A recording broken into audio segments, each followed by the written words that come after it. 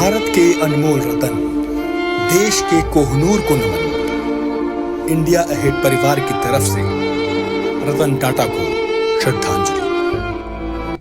अनमोल रतन को नमन। India ahead परिवार रतन टाटा को नमन करता है। उनका जाना एक खाली स्थान छोड़ जाना है। एक सफल बिजनेसमैन, एक दूरदृष्टा, एक विजनरी पर्सन, सभी का सटीक मिश्रण थे रतन टाटा। एक चमकता सितारा कहीं खो गया। पूरा देश रतन टाटा को नमन कर रहा है। 9 अक्टूबर की रात आई खबर ने सभी को दुखी कर दिया। आज हम आपको रतन टाटा की पूरी कहानी सुनाएंगे, एक अनकही दास्तां सुनाएंगे। सबसे पहले उनके विराट जीवन का एक संक्षिप्त परिचय देखिए। एक दूरदृष्टा, एक विजनरी बिजनेसमैन, एक राष्ट्र निर्माण को अग्रसर इंसान, ये सारी लाइनें एक ऐसे शख्स के लिए है जिसे देश का रतन कहते हैं। रतन टाटा ये बस एक नाम भर नहीं रहा, ये विश्वास का नाम है, भरोसे का नाम है। कैसे एक व्यवसाय देश को बुलंदियों तक लेकर गया, ये देखना हो तो रतन टाटा को देख लेना काफी था।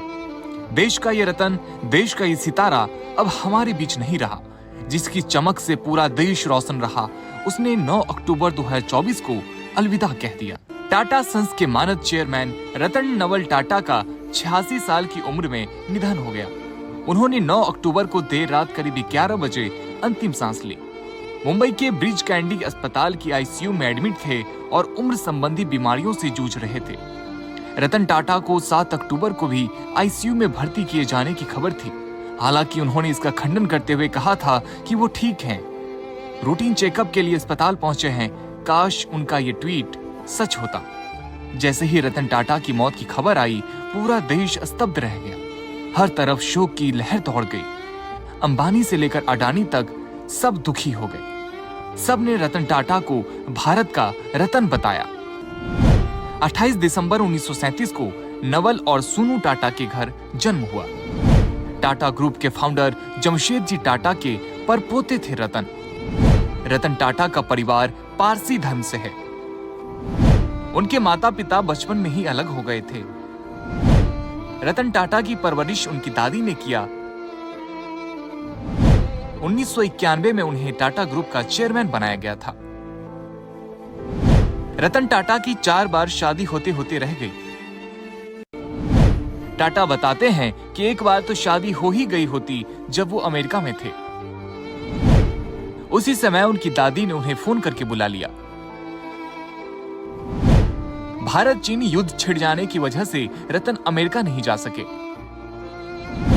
कुछ समय बाद उस लड़की ने किसी और से शादी कर ली। जो लोग आप पर पत्थर फेंकते हैं, उन्हें उठाएं और उनसे महल बनाएं। रतन टाटा ने ये बात कही भी और इसे जिया भी। बचपन में माता पिता का तलाक हुआ, दादी के हाथों परवरिश हुई। प्यार तो हुआ पर वो परवान न चढ़ा। त्याग करते रहे और आगे बढ़ते रहे। फैसलों पर सवाल उठे, लेकिन जो कहा उससे करके दिखाया। विरोधियों को जवाब दिया और देश के दिग्गज कारोबारी बनकर इतिहास में अमर हो गए। 10 साल की उम्र में माता पिता अलग हो गए। तलाक के बाद पिता ने स्विस महिला सिमोन दुनोयर से शादी की और मां ने सर जमशेदजी जीजी भोई के साथ घर बसा लिया। लेकिन रतन की परवरिश की उनकी दादी नवाजबाई टाटा ने, जिनसे वो बहुत प्यार करते थे। रतन की शुरुआती पढ़ाई बॉम्बे के कैंपियन स्कूल से हुई। Cathedral and John Connon School, Shimla के बिशप कॉटन स्कूल, अमेरिका के कॉर्नेल यूनिवर्सिटी से आर्किटेक्चर में ग्रेजुएशन, साल 1975 में हार्वर्ड बिजनेस स्कूल से एडवांस्ड मैनेजमेंट प्रोग्राम। 7 साल अमेरिका में रहे। पढ़ाई के बाद लॉस एंजलिस में नौकरी की। लॉस एंजलिस में रतन को प्यार भी हुआ, जिसका किस्सा कई बार बताया। अमेरिका में होते तो शादी हो जाती, लेकिन दादी ने वापस बुला लिया। रतन टाटा का बिजनेस करने का स्टाइल औरों से अलग था। रतन टाटा ने साल 1962 में फैमिली बिजनेस में ज्वाइन किया था। शुरुआत में उन्होंने टाटा स्टील के शॉप फ्लोर पर काम किया। इसके बाद वो मैनेजमेंट पोजीशंस पर लगातार आगे बढ़े। रतन टाटा को एक बात सबसे खास बनाती थी, वो है उनके शौक। वो बात बेहद कम करते थे, लेकिन बुक लवर थे। कारों का भी उन्हें बहुत शौक था। बताया जाता है कि टाटा को बचपन से ही कम बातचीत पसंद थी। वो केवल औपचारिक और जरूरी बात ही करते थे। वो बुक लवर थे और उन्हें सक्सेस स्टोरीज पढ़ना बहुत पसंद था। एक इंटरव्यू में उन्होंने कहा था कि रिटायरमेंट के बाद वे अपने इस शौक को समय दे रहे हैं। वो 60 से 70 के दशक के गाने सुनना पसंद करते थे। वे कहते थे, कारों के बारे में पूछने पर टाटा ने बताया था कि मुझे कारों से बहुत लगाव है। उन्होंने कहा था, मुझे पुरानी और नई दोनों तरह की कारों का शौक है। खासतौर पर उनके स्टाइलिंग और उनके मैकेनिज्म के प्रति गहरा रुझान है, इसलिए मैं उन्हें खरीदता हूँ ताकि उन्हें पढ़ सकूं। ऐसे थे देश के कोहिनूर रतन टाटा। इंडिया अहेड परिवार की तरफ से रतन टाटा को नमन। टाटा एक भरोसा, एक विश्वास और एक गर्व करने का नाम है। देश में ऐसा कोई घर नहीं होगा जहां टाटा का कोई न कोई प्रोडक्ट नहीं होगा। रतन टाटा ने गरीब, मध्यम वर्ग और आम जनता सभी का ध्यान रखा। इसीलिए तो उन्होंने नमक से लेकर लखटकिया नैनो कार तक बनाई। बेहद जुझारू और काम के प्रति हट उनकी पहचान रही। एक बार जो ठान लिया, पूरा करके ही माने। दिग्गज कंपनी फोर्ड का एक तंज उनको इतना बुरा लग गया कि कई सालों बाद उन्होंने फोर्ड की जगुआर और लैंड रोवर को ही खरीद लिया। आम आदमी का दर्द देखा तो नैनो बना दी। देखिए नमक से नैनो तक की पूरी कहानी। टाटा ग्रुप के पूर्व चेयरमैन और दुनिया के दिग्गज उद्योगपतियों में शुमार रतन टाटा का 86 वर्ष की आयु में निधन हो गया। लंबी बीमारी के बाद उन्होंने मुंबई के ब्रिज कैंडी अस्पताल में अंतिम सांस ली। रतन टाटा के नेतृत्व में टाटा समूह ने नई ऊंचाइयों को छुआ और देश के विकास में महत्वपूर्ण योगदान दिया। टाटा ग्रुप को इस ऊंचाई तक ले जाने में रतन टाटा का सबसे बड़ा रोल रहा। रतन टाटा ने बिजनेस के जरिए घर की रसोई में इस्तेमाल होने वाले नमक से लेकर आसमान की बुलंदियों पर उड़ने वाले हवाई जहाज तक का सफर तय किया। रतन ने साल 1991 से साल 2012 तक टाटा ग्रुप का नेतृत्व किया। टाटा का प्रोडक्ट आज देश के घर घर में इस्तेमाल हो रहा है। अपर, लोअर या मिडिल क्लास, सबको टाटा पर भरोसा। नमक से लेकर steel plant, nano car, airlines जैसे कई प्रोडक्ट दिए। साल 1983 में पहली बार लाया गया आयोडीन वाला नमक। साल 2018 में टाटा कंपनी ने दुनिया की सबसे सस्ती नैनो कार लॉन्च की। 1 लाख रुपए की कार को आम आदमी ने काफी पसंद किया। नैनो कार के जरिए रतन टाटा ने हर आम आदमी का सपना पूरा किया। कम बिक्री के कारण कंपनी ने 2018 में नैनो कार का उत्पादन बंद कर दिया। आज टाटा समूह की ऑटोमोबाइल कंपनी टाटा मोटर्स की सफलता के पीछे रतन टाटा की बहुत बड़ी भूमिका है। दरअसल इसके पीछे एक ऐसी कहानी है जो इतिहास में दर्ज हो चुकी है। ये कहानी फोर्ड मोटर्स से जुड़ी है, जिसने कभी रतन टाटा पर व्यंग किया था, उनका मजाक उड़ाया था। बस इसी वाक्य ने रतन टाटा को ऐसा बदल दिया कि आगे चलकर उन्होंने दुनिया की दिग्गज और luxury car company Jaguar, land rover को ही खरीद लिया। इसके बाद तो मानो फोर्ड मोटर्स की सिट्टी बिट्टी गुल हो गई। ये खरीद केवल व्यवसाय के बारे में नहीं थी, ये एक तरह का बदला था जो रतन टाटा ने फोर्ड से लिया। साल 1999 में रतन टाटा ने अपना नया कार कारोबार फोर्ड को पेश किया। फोर्ड ने रतन टाटा की विशेषज्ञता पर सवाल उठाए। फोर्ड ने आश्चर्य जताया कि टाटा ने पैसेंजर कार डिवीजन में क्यों कदम रखा।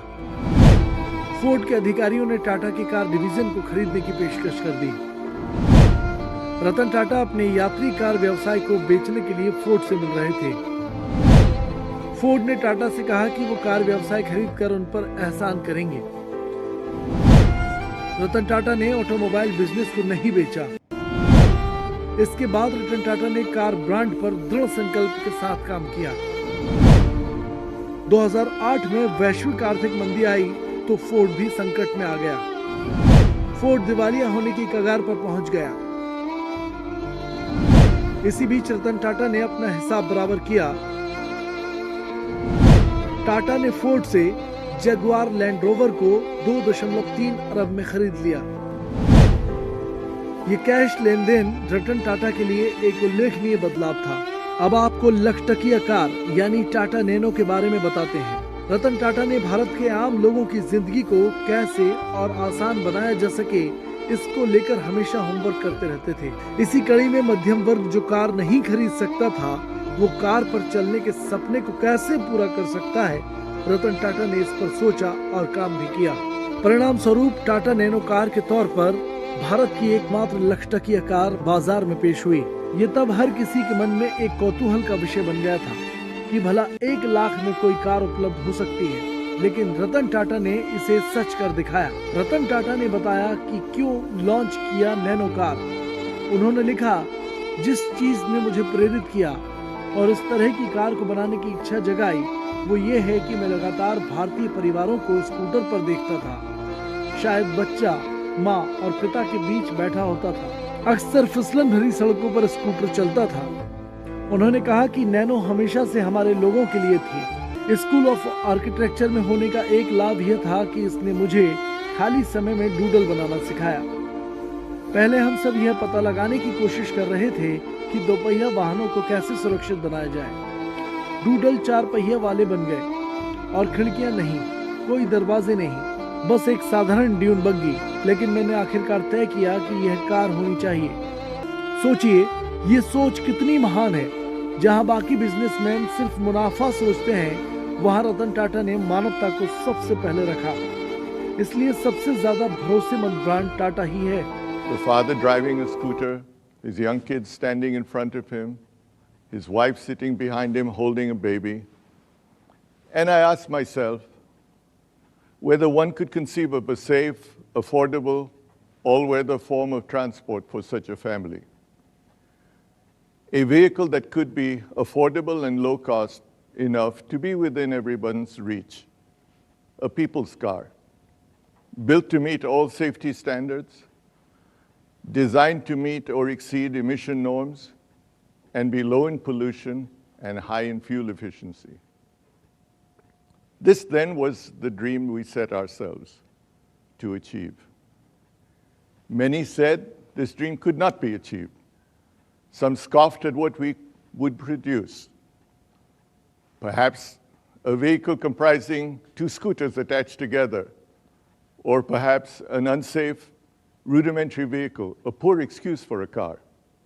Let me assure you, and also assure our critics, that the car we have designed and that we will be presenting to you today will indeed meet all the current safety requirements of a modern day car.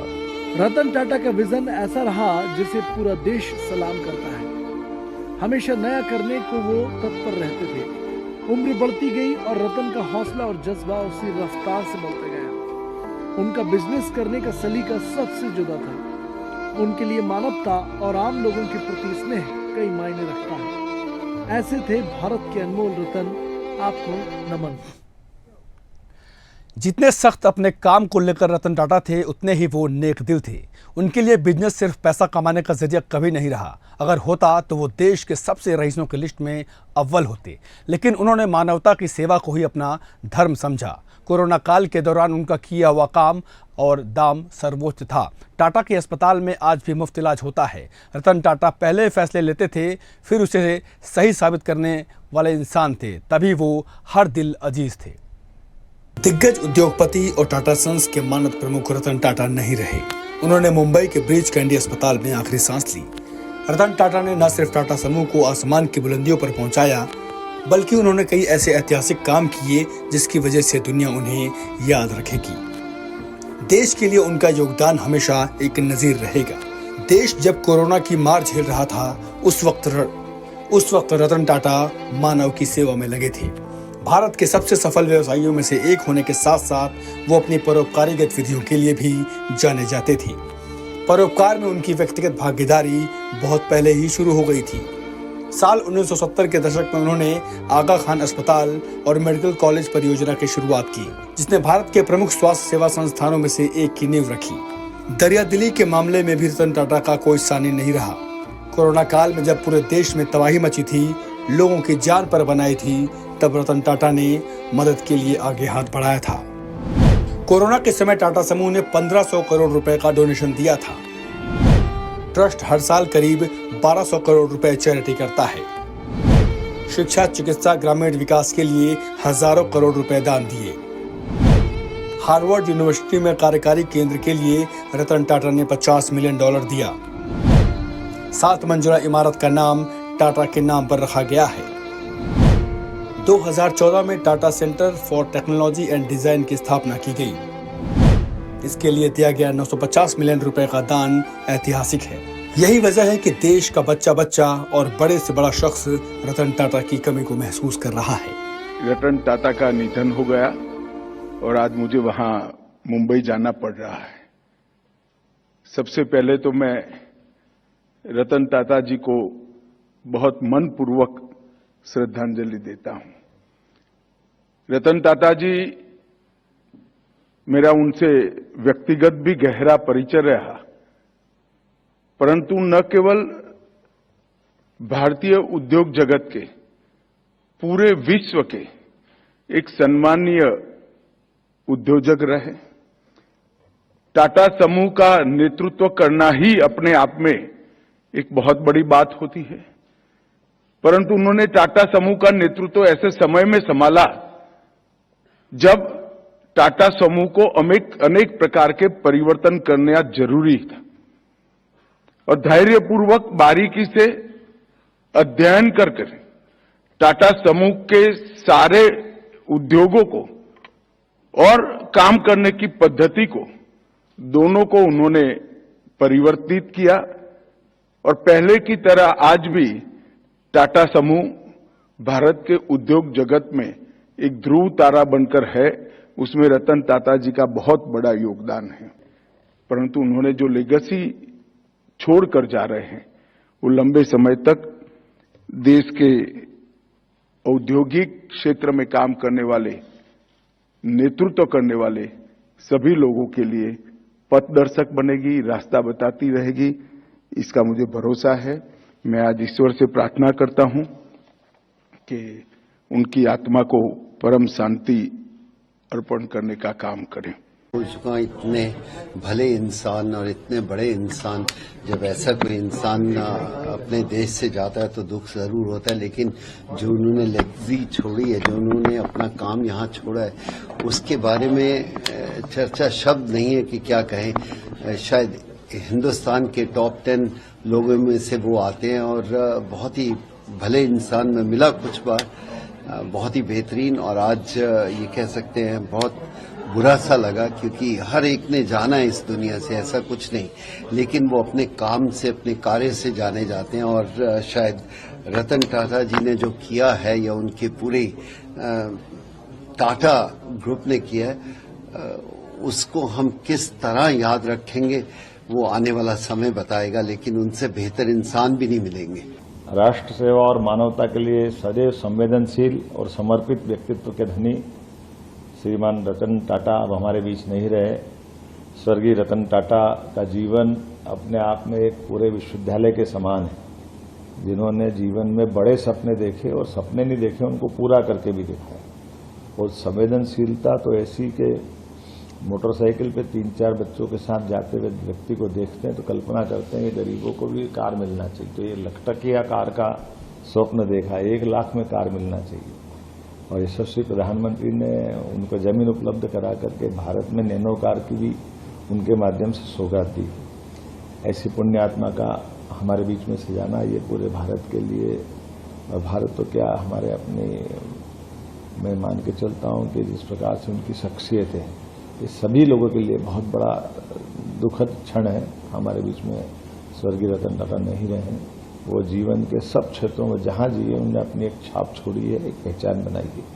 बाबा महाकाल से कामना करता हूं उनको अपने चरणों में स्थान दें।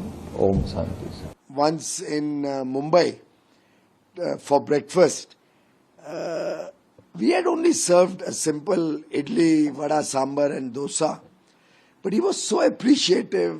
I mean, he must be having the world's best cooks, but he was so appreciative of that simple breakfast. He was so kind to all of us in the family. He was so kind to the server who was serving the breakfast. And at the end of a very beautiful couple of hours that he had spent at home, when he was leaving, he asked my wife, very sweetly, would you like to take a picture with me? The Ratan Tata, 140 crore Indians love and the world loves.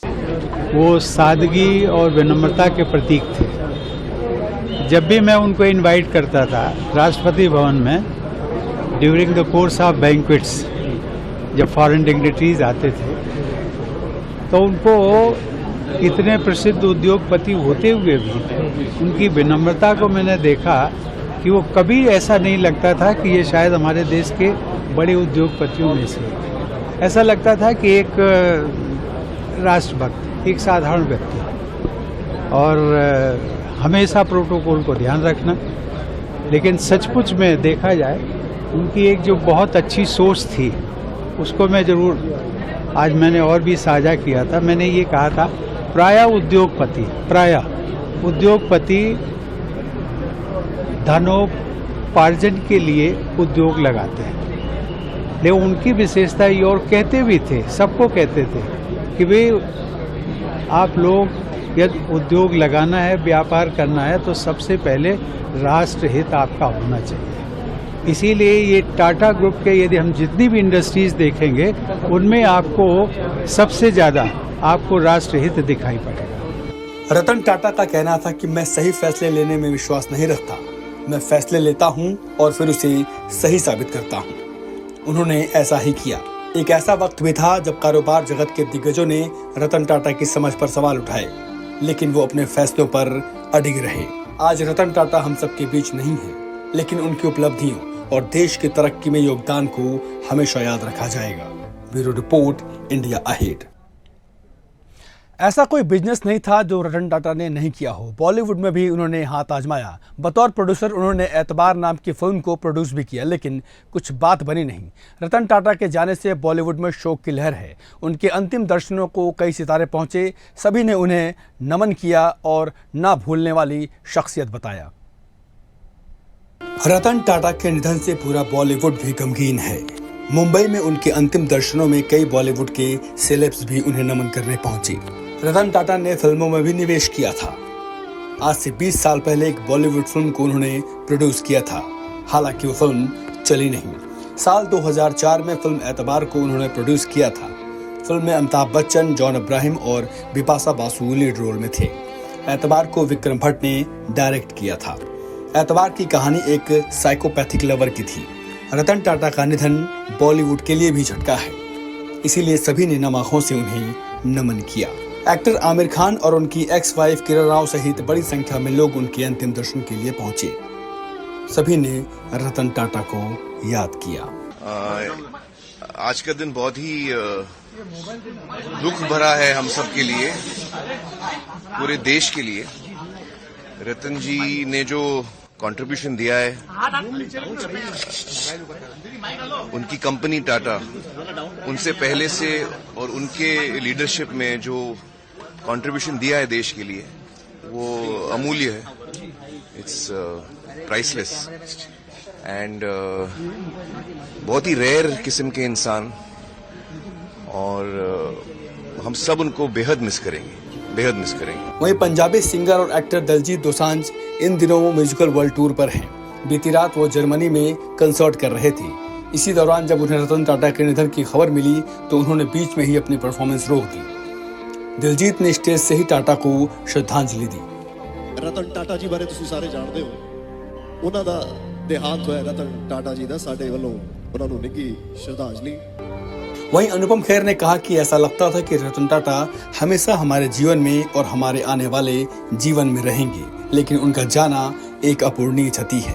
लगता था कि रतन टाटा पूरे जीवन भर, हमारे जीवन भर, आने वाले जीवन में हमेशा रहेंगे।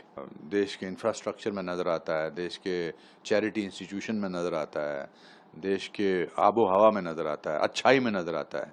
तो आज मैं कहूँगा कि देश ने अपना एक रत्न खो दिया है। एक्टर राजपाल यादव ने कहा कि हम उन्हें नमन करते हैं, वो हमारे देश के अनमोल रत्न हैं। अभिनेता ने कहा कि हमारे लिए वो भारत रत्न रहेंगे, उनको भारत रत्न जरूर मिलना चाहिए।